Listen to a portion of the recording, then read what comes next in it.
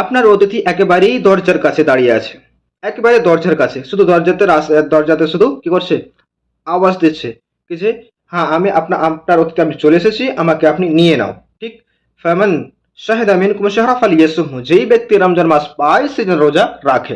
তো আপনার রোজার আপনার রোজা হচ্ছে কি অতিথি দরজার কাছে দাঁড়িয়ে আছে, সেই অতিথিকে একজন সে এমনিতেই আপনার অতিথি আসলে পারে তাকে কিভাবে আপনি নিয়ে নেন, আবার তাকে সম্মান করেন, দেখাশোনা করেন, খাওয়া থেকে নিয়ে, পড়া থেকে নিয়ে, ওঠা থেকে নিয়ে, যাওয়া থেকে নিয়ে সমস্ত কাম আপনাকে দেখাশোনা করা আপনার দায়িত্ব একজন অতিথি চলে আসলে পারে, যতক্ষণ পর্যন্ত চলে না যায়। আবার সে যখন বাড়ি চলে যাবে রাস্তা থেকে আপনি টাটা বাই বাই সালাম কালাম করেন, আবার সে চলে গেলে আবার তারা তাকে মিস করেন।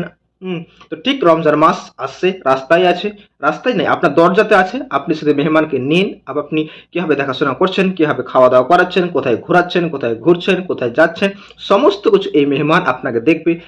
তাই এই মেহমানের সাথে আপনি ভালো ব্যবহার